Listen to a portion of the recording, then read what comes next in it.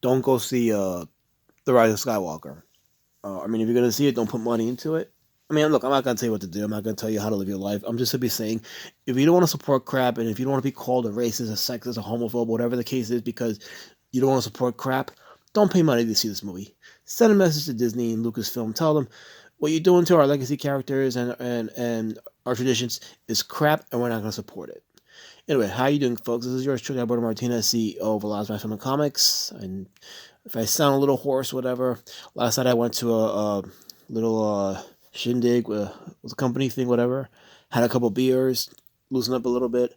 Didn't get drunk.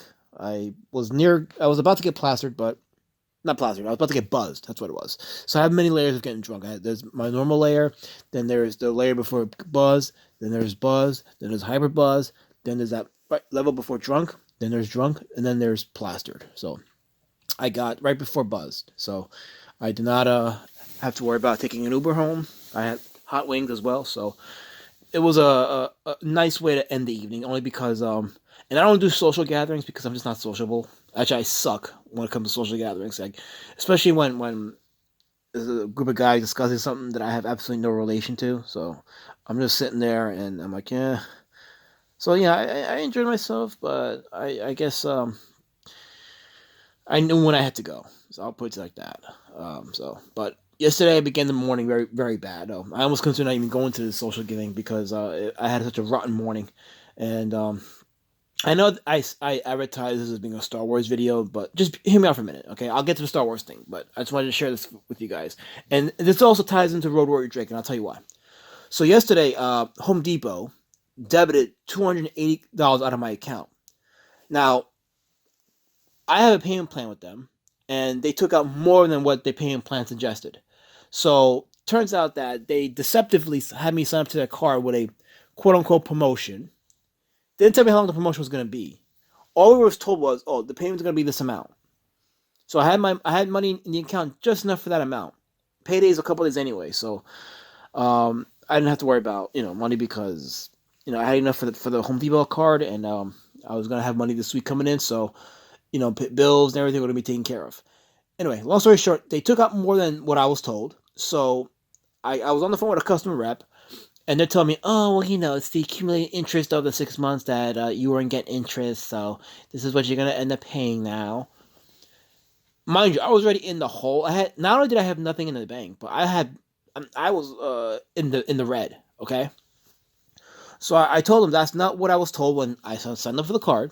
That wasn't what I was told, and obviously she wasn't helpful. So let me tell you right now, as a man, when you work as hard as I do, and money is taken out of your account that you didn't intend for it to take out, and that was money that's going towards taking care of your family. Let me tell you right now, when someone is telling you, "Oh, there's nothing they can do about it," let's see how far they go when fire is breathed down on them. I got so mad yesterday that I threatened to go down to Home Depot personally and start something. That's how mad I was. Okay, like I was upset. I was angry. I was ready. I was actually ready to just get arrested. I was like, you know what? I'm gonna go down there and do something about it. What you gonna do? You're not gonna take care of the phone. We can do it in person. What now? Let me tell you right now, they got me manager within a minute on the phone, okay?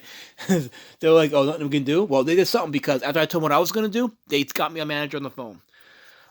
They, excuse me, they temporarily solved the problem. I'll put it like that. Temporarily. But the payment's going to go up in a few months. So how did I get out of the hole? Because they took the money out, but it wasn't going back in today, or yesterday, I should say. Man, I went through the goal game right there. They I have to wait 7 to 10 business days for the credit to go back into my account. So what I had to do was to keep myself from getting overcharged with a overcharge fee. I'm sorry, guys. I'm just trying to gather my thoughts here.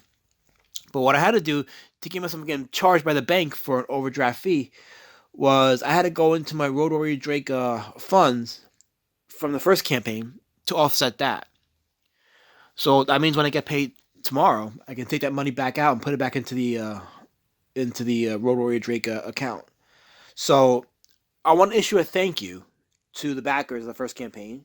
That money is actually helping me out big time. You have no clue how much that money's helping me out. So If I gave any impression that that money's going towards me buying a Lamborghini, for example, or a jacuzzi or whatever, it's not. It's keep me surviving. All right, I'm trying to survive. I'm trying to keep myself afloat. I'm trying not to blow my brains out. Okay, we're living in a society where more debt's accumulated than you realize. So, thank you so much to my backers for that first campaign. Um, Obviously, I look to do better in the second campaign, but I'm not complaining because what little I got in that first campaign is helping me out a lot. So just rest assured that that money's not being squandered. It's gonna go towards funding the book, but I'm saying for now it helped me out a great deal. So to my first backers, thank you so much for your believing in me. It's helping me out this week in a very tough situation, and I've had a very long and tough week. So believe me, it was one of those weeks where I felt like just standing right in front of a car going 80 miles per hour or taking that nice little sip of cocktail and bleach kind of thing. So it was that kind of week. But thank you guys for believing in me. So it helped me out a lot, big time. So I want to just throw that out there. But speaking of money, so yeah, so Palpatine dies. By the way, if you didn't think I was going to spoil the movie, you don't know me. Palpatine dies by throwing Force Lightning at Rey, and she deflects it with two lightsabers. And he goes, I am all the Sith. And then she goes, I am all the Jedi. And then she deflects the lightning on him. Oh, it looks terrible, by the way. The footage is circulating right now online. That footage looks terrible. I don't mean the quality of the footage. I'm talking about the scene itself. It looks terrible. Like honestly, it looked kind of like how I thought they was going to do Thanos with Captain Marvel in Endgame. It kind of looked like that. Thankfully, it didn't work out that way with Thanos, but they did exactly that for the Emperor and Rey. It's so stupid. You had a whole arc with Anakin Skywalker being redeemed by tossing the Emperor down to his death. His death, by the way, I don't care what Disney says. He died when Vader threw him down that pit in the Death Star. You had that arc, the redemption arc, and ending the ultimate threat, and ending and bringing balance back to the Force. No, we're gonna undo that. We're gonna have this Mary Sue feminism icon in Rey. We're gonna have her very easily deflect Force lightning and kill the Emperor. Now, thankfully, and this is a very, very minor thankfully, but thankfully, she didn't stumble mud hole on him. Because if you remember the early leaks, they were saying that not only did she defeat him, but she stomps a mud hole on him. Like, she really just pounds him majorly. That was in one of the leaks. That was actually one of the cuts of the movie. Because there was 3 cuts of the movie that was being test screened, and that was in one of the cuts. That didn't make it in the final print. So if you're worried about the Emperor being ultimately humiliated, as humiliated enough as he is in the movie, Rey doesn't really marry Sue him like that. So at least there's that. Not that I care, because to me, these Star Wars films from Disney are apocrypha. Okay, they're just big budget of fan fiction. They don't represent George Lucas's original vision, so it doesn't bother me. Since Lucas didn't even attend the premiere, apparently the word is that he wasn't invited to the premiere, which is fine, because you know what, these films don't represent his original vision anyway. So that tells me he didn't give his stamp of approval, which is fine. I think a lot of fans agree with him. These movies don't represent true Star Wars. They don't represent his vision, so we reject it too. But thank God for the leakers. Like, you guys are doing a major service. You have no clue. You're alerting us on how bad the film is. You're alerting us on how forceful their agenda pushing is. Is J.J. Abrams a man? I'm curious. Is J.J. Abrams a man? Can someone verify that for me? Is he a man? Because what kind of man who called himself a man would push this drivel? Like, think about it. The Rise of Skywalker cements the death of the Skywalker clan. After the death of Kylo Ren, that's it. The Skywalker clan is done. There's no more Skywalkers in the universe. You killed off the Skywalker bloodline.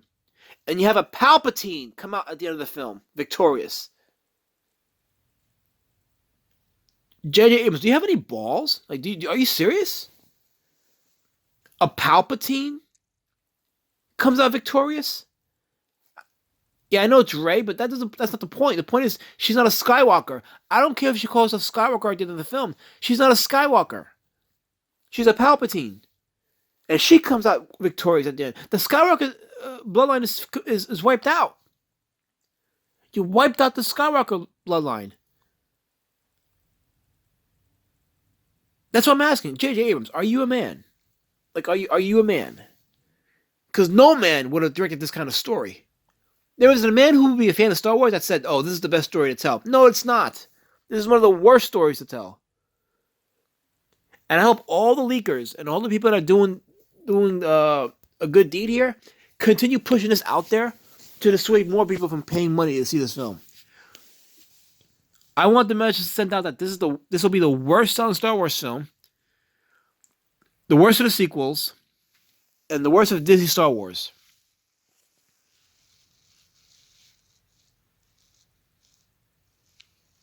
The good news, I guess, is Chewbacca doesn't die. C-3PO, not only does he not die, but his memory gets reinstated. Lando doesn't die. And let me tell you this: the Force Ghost at the end of the film, it's Luke and Leia, and there's a scene when Rey, right before Rey says, "I'm the Jedi." Yeah, the voices of Jedi's from the past. Mind you, it's just the voices. It's not the actual actors coming out. It's just voices. And they're credited at the end of the film. So you have Samuel L. Jackson as Mace Windu. His voice is heard. Ewan McGregor as Obi-Wan. His voice is heard.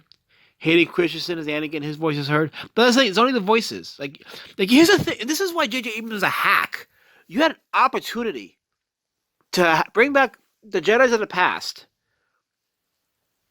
Okay, so show them, like, actually physically see them. Especially Anakin. Like, this is an Anakin story. This is not Rey's story. This is Anakin's story. Why wouldn't you have the Force Ghost of Anakin if you're going to go that route? Why wouldn't you have the Force Ghost of Anakin there? Like, seriously, like, is this a story that a man would tell? This is a blown opportunity of epic proportions. This potentially could be worse or more hated than The Last Jedi. And one of the reports states that J.J. Abrams tried to undo the garbage that was The Last Jedi, but he didn't do it good enough, and he inserted more of his own garbage.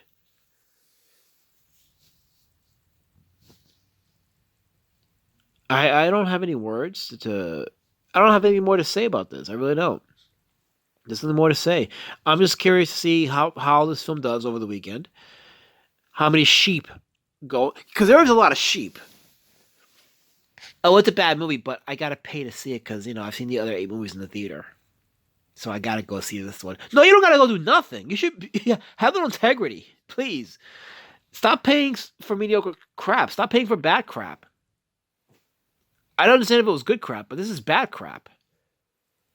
Stop encouraging Disney to produce this garbage, this nonsense. Have a little balls. And we don't need like every other YouTuber in the world to go pay money to see this movie just so they can have a review of the film. What are you going to see in the movie that wasn't in the leaks that you already know is bad? We already knew that Rey defeating Palpatine was awful. Bringing back Palpatine was awful. We already knew these things. So why do you need to see it? How is your opinion going to change from, oh, this is bad to, oh, this is masterful filmmaking? No amount of expert craftsmanship is going to make these bad leaks good. You could have the cinematographer of Apocalypse Now shooting the scene with Rey deflecting the Force lightning on Palpatine. That's still going to be stupid. Because the concept is stupid. Because it's not Rey's story, it's Anakin's story. I'm trying to talk because I don't want there to be too much dead air. But the thing is, when I say what I say, I'm just processing, and I'm like, did those words really come out of my mouth? And I say, yeah, they did. They came out of my mouth. They actually are what they are. This movie's real, and it exists. But I can at least safely say that these movies are apocryphal because they don't represent Lucas's original vision. So I have that at least.